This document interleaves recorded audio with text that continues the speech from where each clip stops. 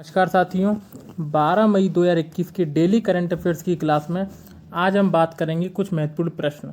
तो गाइस, आज का हमारा आपसे पूछा गया प्रश्न है, किस कांड के कारण असहयोग आंदोलन बंद करना पड़ा था। ये चारों ऑप्शन आपके सामने हैं। सही आंसर आपको कमेंट बॉक्स में करके जरूर देना है। चलिए गाइस, आज के पहले प्रश्न की तरफ चलते हैं अपन। गाइस, आज का हमारा पहला क्वेश्चन है, हाल ही में आरबीआई के नए कार्यकारी निदेशक कौन बन गए हैं। तो गाइस, ये बन गए हैं अपने जे कट्टूर साहब। जे कट्टूर हाल ही में आरबीआई के नए कार्यकारी निदेशक बन गए हैं। इनका प्रमोशन हुआ है। पहले ये बेंगलुरु के क्षेत्रीय कार्यालय का प्रतिनिधित्व करते थे। ठीक है दोस्तों, तो आरबीआई के जो नए कार्यकारी निदेशक बन गए हैं। बात करते हैं आरबीआई के बारे में। तो 1934 के एक्ट के तहत आरबीआई की स्थापना की गई थी। 1 अप्रैल 1935 में इसकी स्थापना की गई थी। किसकी सिफारिश पर? यंग हिल्टन आयोग कमेटी की सिफारिश पर, जिसको रॉयल कमीशन भी कहा जाता था। राष्ट्रीयकरण कब किया गया इसका? 1 जनवरी 1949 को इसका राष्ट्रीयकरण किया गया। मुख्यालय प्रारंभ में जब 1935 में इसकी स्थापना की गई थी, तब इसका मुख्यालय था कोलकाता। लेकिन 1937 से वर्तमान तक इसका कार्यालय क्या बन गया? मुंबई बन गया। गवर्नर के बारे में बात करें तो गाइस, गवर्नर के बारे में याद रखना कि पहले गवर्नर इसके थे sir Osborne Smith. Sir Osborne Smith. Sir Osborne Smith ये इसके पहले गवर्नर थे। यदि बात कर ली जाए पहले भारतीय गवर्नर कौन थे, तो वो थे हमारे सीडी देशमुख। सीडी देशमुख ये हमारे पहले भारतीय गवर्नर थे। प्रेजेंट टाइम पे गवर्नर कौन है? शक्तिकांत दास, जो कि 25वें नंबर के गवर्नर हैं। 25वें नंबर के गवर्नर हैं।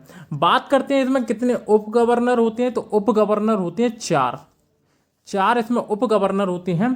प्रेजेंट टाइम पे नए बने हैं टी रविशंकर। टी रविशंकर अभी हाल ही में बने हैं। 3 तारीख को इनकी नियुक्ति हुई है। टी रविशंकर बने हैं। और कौन है? तो महेश कुमार जैन हैं। एम के जैन हैं। एम के जैन। तीसरे कौन है? तो एम पात्रा हैं। एम पात्र। ये 3 हैं। और चौथे हैं राजेश्वर राव। चौथे हैं राजेश्वर राव। ये चारों के नाम आप दिमाग में रख लेना और लिख लेना। पहले हैं एक हैं अपने टी रविशंकर, दूसरे हैं एम के जैन, तीसरे हैं एम पात्र, चौथे हैं राजेश्वर राव। तो ये चारों इसके क्या हैं? उप गवर्नर हैं। 4 उप गवर्नर होते हैं। एक गवर्नर होता है जो कि शक्तिकांत दास प्रेजेंट टाइम पे आरबीआई के गवर्नर हैं। तो आरबीआई के तहत जितने भी प्रश्न बनते हैं, उन सारे प्रश्नों को आपको याद रखना है। तो यहाँ से दोस्तों उम्मीद करते हैं कि एक प्रश्न भी आपका बाहर नहीं जाएगा आरबीआई से रिलेटेड। चलिए गाइस, नेक्स्ट क्वेश्चन की तरफ चलते हैं अपन। पहला क्वेश्चन है दोस्तों अपना, हाल ही में कौन तमिलनाडु के नेता प्रतिपक्ष के रूप में चुने गए हैं। आपके पास ऑप्शन है पलानीस्वामी, एम स्टालिन, हेमंत बिस्वा, एन रंगास्वामी। तो गाइस, यहाँ पर आपका सही आंसर है पलानीस्वामी। पलानीस्वामी जो कि तमिलनाडु के पहले मुख्यमंत्री थे, वो अब नेता प्रतिपक्ष के रूप में चुन लिए गए हैं। और प्रेजेंट टाइम पे मुख्यमंत्री कौन बन गए हैं? तो एम स्टालिन प्रेजेंट टाइम पे इनके मुख्यमंत्री बन गए हैं तमिलनाडु के। हेमंत बिस्वा कहाँ के बन गए हैं? तो ये असम के बन गए हैं। असम के मुख्यमंत्री के रूप में चुने गए हैं। और एन रंगास्वामी पांडुचेरी के बन गए हैं। ठीक है, पांडिचेरी के मुख्यमंत्री के रूप में चुने गए हैं। तो ये सारी चीज़ों को आपको याद रखना है। कौन नेता प्रतिपक्ष के रूप में चुने गए हैं? पलानीस्वामी। चलिए बात करते हैं इसके अन्य फैक्ट। बात करते हैं दोस्तों तमिलनाडु के बारे में स्पेशल फैक्ट जो आपकी परीक्षा की दृष्टि से महत्वपूर्ण हैं। तमिलनाडु के बारे में बात करते हैं पहले इसकी स्थापना दिवस। तो 26 जनवरी 1950 को इसका स्थापना दिवस के रूप में मनाया जाता है। राजधानी इसकी चेन्नई है। मुख्यमंत्री एम स्टालिन। राज्यपाल बनवारी लाल इसके राज्यपाल हैं। विधानसभा सीटें 234 हैं। लोकसभा सीटें 39 हैं। राज्यसभा सीटें 18 हैं। तो ये सारी बातों को आपको अच्छे से याद रखना है। प्रमुख त्यौहार कौन कौन से हैं? तो पोंगल त्यौहार यहाँ का प्रमुख त्यौहार है।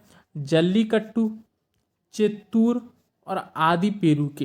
ये चारों त्यौहार बेहद ही लोकप्रिय त्यौहार हैं पेपर की दृष्टि से। तो दोस्तों ये सारी की सारी चीज़ें आप याद रखना।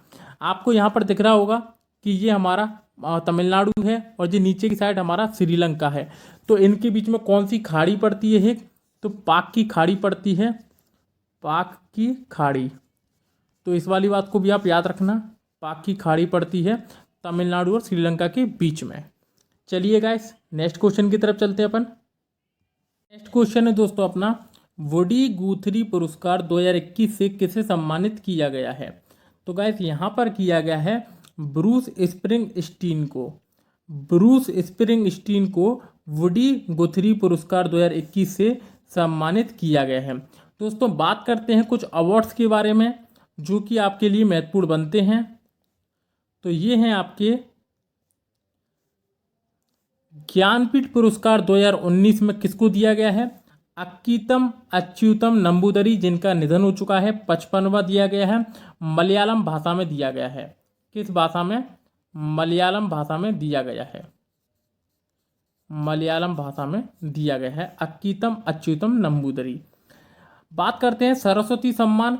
तो सरस्वती सम्मान 2020 किसको दिया गया है? शरण कुमार लिम्बाले। शरण कुमार लिम्बाले को सरस्वती सम्मान 2020 दिया गया है सनातन के लिए। किसके लिए? सनातन के लिए। व्यास सम्मान 2020 किसको दिया गया है?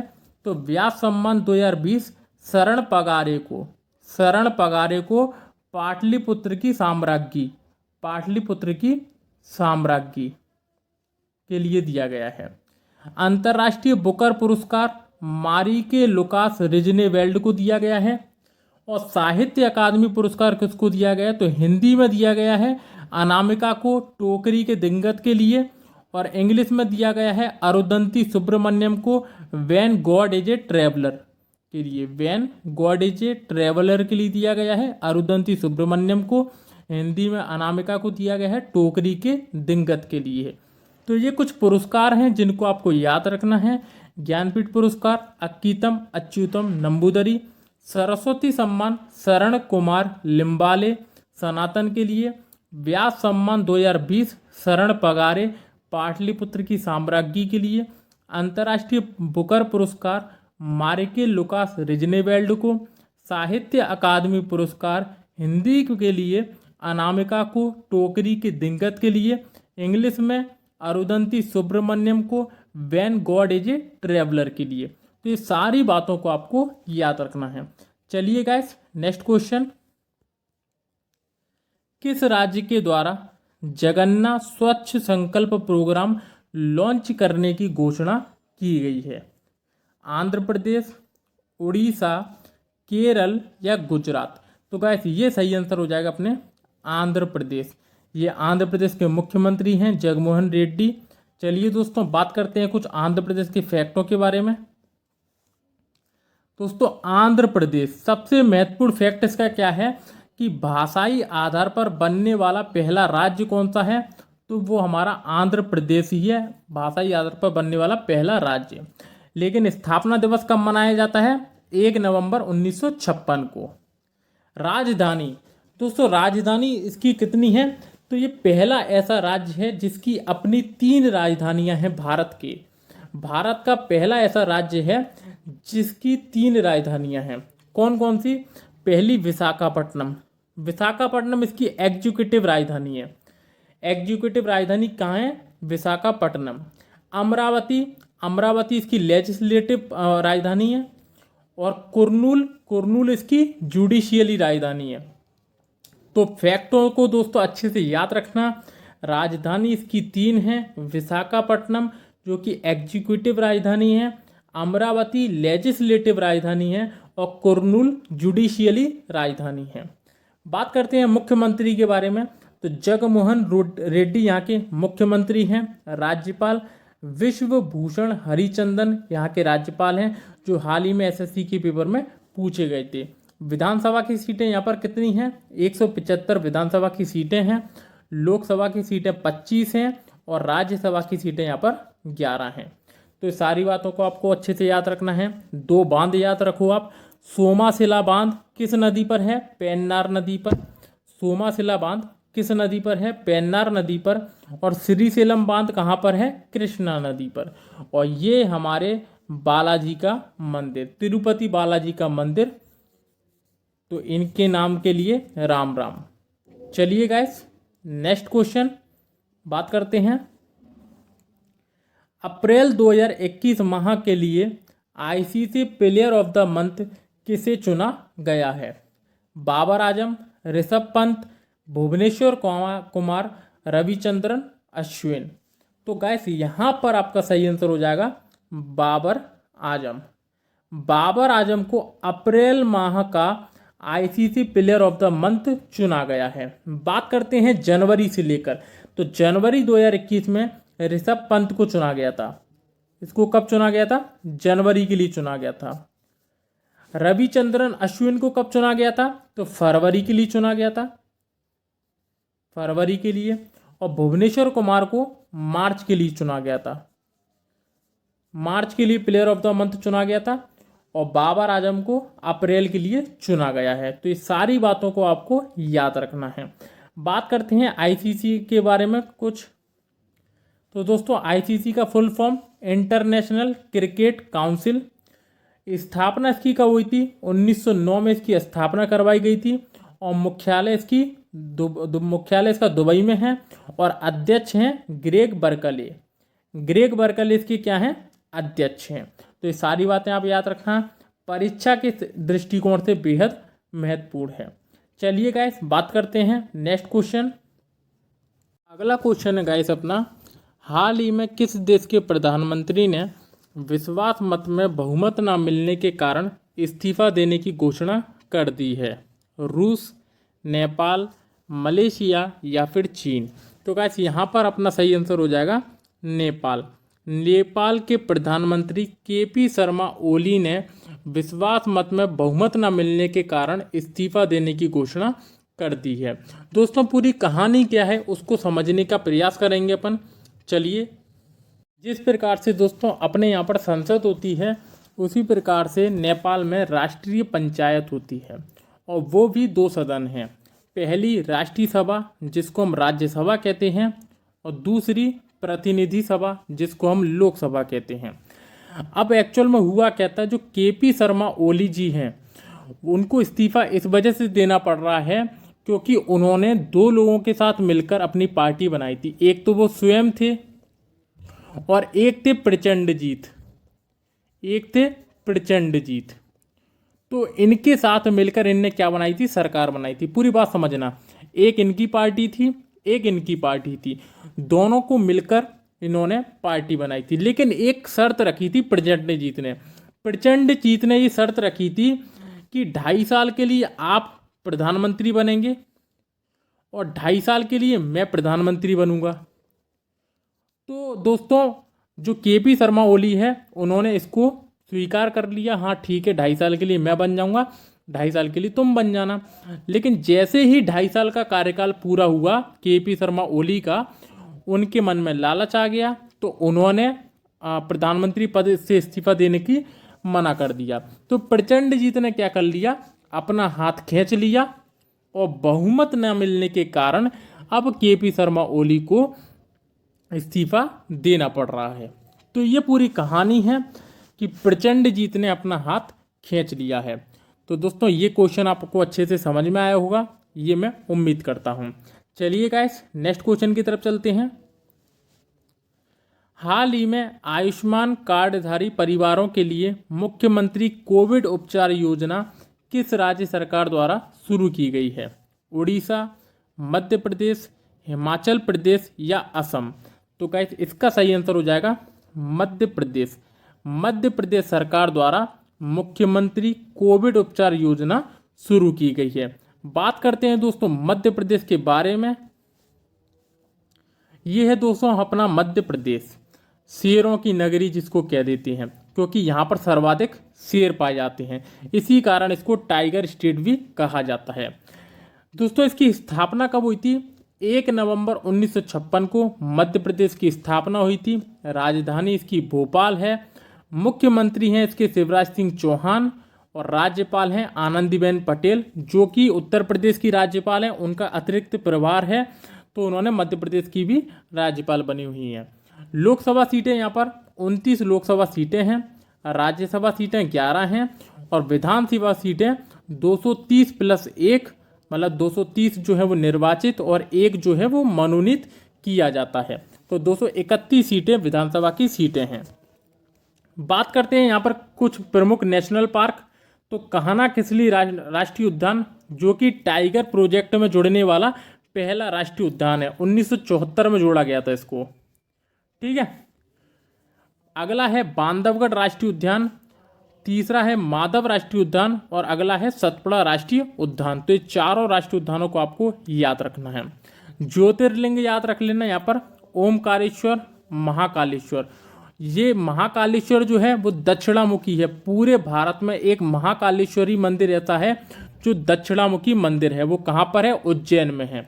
और ओमकारेश्वर कहाँ पर है? तो खंडवा में है। तो ये सारी बातों को आपको याद रखना है। दोस्तों मध्य प्रदेश से काफ़ी अच्छे अच्छे क्वेश्चन बनते हैं। तो ज्योतिर्लिंग को याद रखना, ये नर्मदा नदी है, ये बह रही है, ये ओमकारेश्वर का फोटो है, ये नर्मदा नदी है, जिसे मध्य प्रदेश की जीवन रेखा भी कहा जाता है। तो चलिए गाइस नेक्स्ट क्वेश्चन की तरफ चलते हैं। प्रतिवर्ष राष्ट्रीय प्रौद्योगिकी दिवस कब मनाया जाता है? 8 मई, 3 मई, 11 मई या 5 मई? तो गाइस ये मनाया जाता है 11 मई को। 11 मई को राष्ट्रीय प्रौद्योगिकी दिवस मनाया जाता है। 8 मई को क्या मनाया जाता है? हम बात कर चुके थे, रेड क्रॉस दिवस। रेड क्रॉस दिवस मनाया जाता है। 3 मई को विश्व प्रेस स्वतंत्रता दिवस, तो प्रेस स्वतंत्रता दिवस मनाया जाता है। और 5 मई को मनाया जाता है मिडवाइफ दिवस। मिडवाइफ दिवस, मिडवाइफ दिवस 5 मई को मनाया जाता है। बात करते हैं मई माह के कुछ महत्वपूर्ण प्रश्न। मई माह के प्रमुख दिवस बात करते हैं दोस्तों कुछ। 1 मई को मजदूर दिवस, 3 मई को विश्व प्रेस स्वतंत्रता दिवस, 5 मई को मिडवाइफ दिवस, 8 मई को रेड क्रॉस दिवस और 11 मई को विश्व प्रौद्योगिकी दिवस। क्योंकि आज 11 मई है इसलिए मैं 11 मई के पहले के दिवस लेकर आया हूँ। जैसे जैसे चलते जाएंगे अपन पूरे माह के बार बार मैं रिवीजन करवाता चलूँगा, तो आपको हर महीने के माह अच्छे से याद हो जाएंगे। चलिए दोस्तों बात करते हैं नेक्स्ट क्वेश्चन की तरफ। हाल ही में चर्चित सक्रिय ज्वालामुखी माउंट सिनाबोंग स्थित है। तो दोस्तों जो माउंट सिनाबोंग है वो कहाँ स्थित है? बांग्लादेश, इंडोनेशिया, वियतनाम या फिर जापान? तो गाइस ये है इंडोनेशिया में। इंडोनेशिया में ये एक सक्रिय ज्वालामुखी है माउंट सिनाबोंग, जिसका फिलहाल हाल ही में उद्गार हुआ है। दोस्तों बात करते हैं कुछ प्रमुख ज्वालामुखी के बारे में, जो कि परीक्षा की दृष्टि से महत्वपूर्ण बनता है। तो IMP लगा लेना। और यदि गाइस आपको इसकी PDF चाहिए तो हमारे टेलीग्राम चैनल धाकड़ कॉम्बो क्लासेस को ज्वाइन कर लेना, वहाँ पर आपको इसकी PDF मिल जाएगी। बात करते हैं mount Cotopaxi. Mount Cotopaxi Ecuador में है। माउंट एटना, माउंट एटना कहाँ पर है? इटली में है। इटली में है, सिसिली द्वीप पर। ठीक है, माउंट एटना इटली पर है। स्ट्रोम्बेली इटली में है। विसुवियस इटली में है और कोह सुल्तान ईरान में है। तो कोह सुल्तान ईरान में, विसुवियस इटली में, स्ट्रोम्बेली इटली में, जिसको भूमध्य सागर का प्रवेश द्वार भी कहा जाता है। माउंट एटना इटली में और माउंट कोटोपैक्सी इक्वाडोर में। तो इन क्वेश्चनों को गाइस आपको याद रखना है। चलिए guys next question. Bengal 2021 an election diary पुस्तक की लेखक कौन है? दीप हल्दर, ममता बनर्जी, सी रंगराजन, नितिन अनंत गोखले? तो गाइस इसका सही आंसर हो जाएगा Deep Haldar. Deep Haldar Bengal 2021 an election diary पुस्तक के लेखक हैं। तो इस बात को दोस्तों आपको याद रखना है। चलिए गाइस नेक्स्ट क्वेश्चन। तो गाइस कल का हमारा आपसे पूछा गया प्रश्न था, योजना आयोग की स्थापना कब की गई? तो गाइस यहाँ पर हमारा सही आंसर हो जाएगा 1950। 15 मार्च 1950 को इसकी स्थापना की गई थी।